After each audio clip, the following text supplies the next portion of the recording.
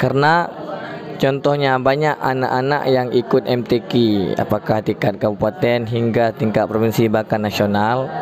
Kebanyakan yang ikut cabang Hafiz itu bukan anak-anak. Teman-teman, kita hari ini mau kepoin anak kelas 3A belajar di musalla, yang mana mereka sedang menghafal pelajaran tahfiz yang dibimbing langsung oleh guru kita Ustadz Azwir. Ayo kita kepoin. Nah, ini teman-teman, mereka sedang menghafal bersama Ustadz Azwir. Insyaallah ini kelas pinter-pinter, ini kelas 3A. Ya, di sini banyak beberapa orang yang sudah bisa menghafal. Sekarang kita coba tanya-tanya. Ya, siapa namanya nih? Nama saya Maulana Rizky. Dari Maulana Rizky. Ya, Maulana Rizky. Maulana Rizky udah sampai juz berapa udah hafalan? Alhamdulillah sampai juz 1. Tinggal 2 lembar lagi menuju juz 2. Masya Allah. Ini baru kelas 3 ya teman-teman, tapi hafalannya sudah luar biasa ya. Udah hampir juz 2 ya. Masya Allah. Selamat ya Haikal Azani, semoga semangat terus.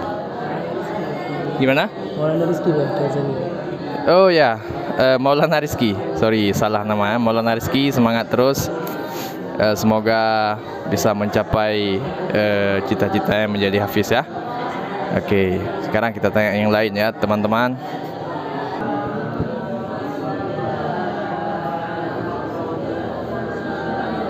Nah, coba kita tanya ini. Assalamualaikum. Waalaikumsalam. Siapa namanya? Mirfaqa Nafara. Dari namanya aja udah tahu ya. Ini orang mantap bener. Mirfaqa Nafara. Oke, Mirfaqa. Ini lagi menghafal ya. Kalau boleh Ustaz tahu berapa juz sudah terhafal Mirfaqa? 1,5 juz. 1,5 juz. Masya Allah teman-teman.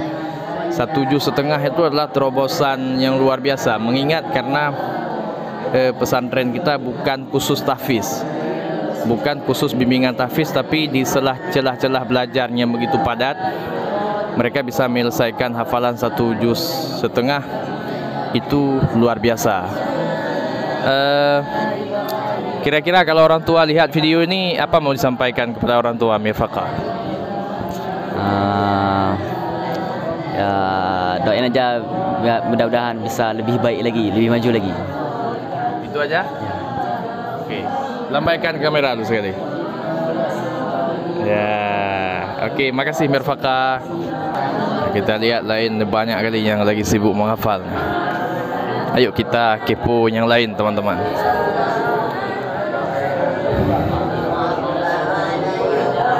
Kebetulan ini mereka belajar di lantai 2.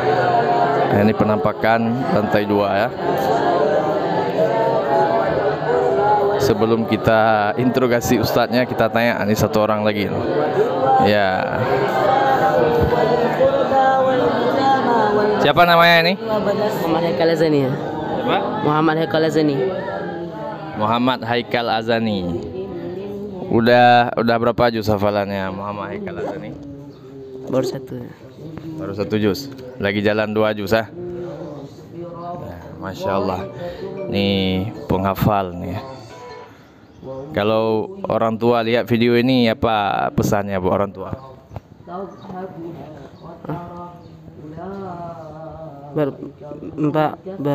Berdoa selalu orang tua. Berdoa selalu. Itu pesannya. Masya Allah. Terima kasih ya. Lambai dulu ke kamera sekali, Muhammad Haikal Azani. Lambai dulu sekali. Dadah. yang lain ketawa. Wah. Kenapa berhenti menghafal?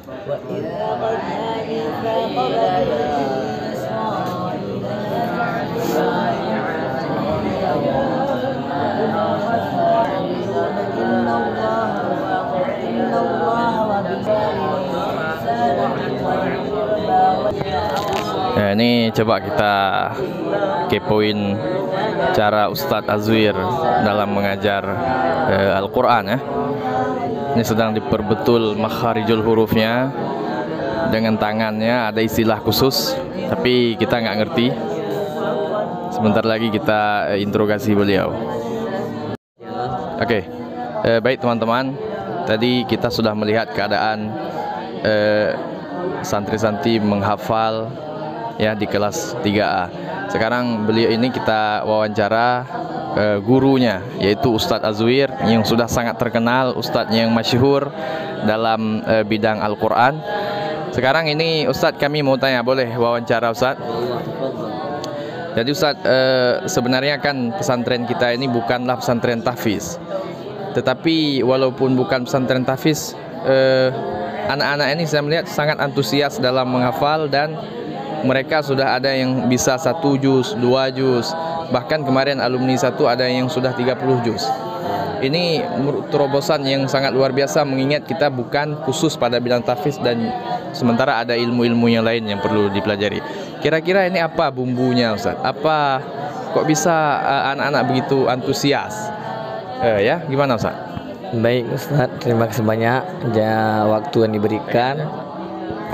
Jadi intinya kita dalam menghafal Quran bukan di mana kita sekolah.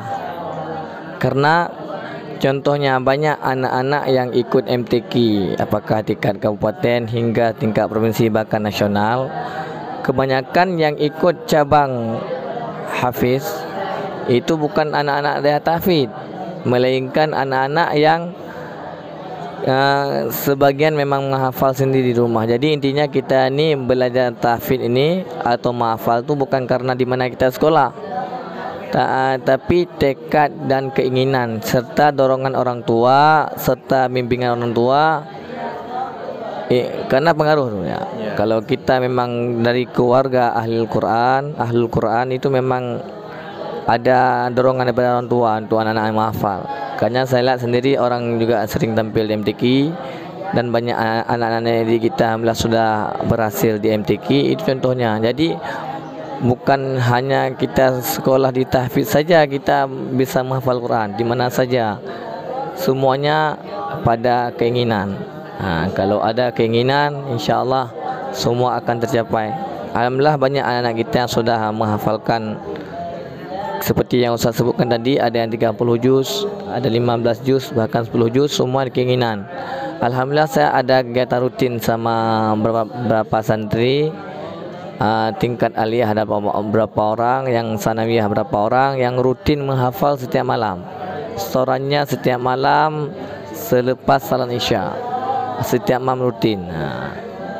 Jadi intinya semua sama keinginan. Kalau kita ada keinginan menghafal, ingin menjaga Al-Quran, maka Al-Quran akan menjaga kita, menjaga waktu kita menghafal, menjaga kegiatan kita, insya Allah.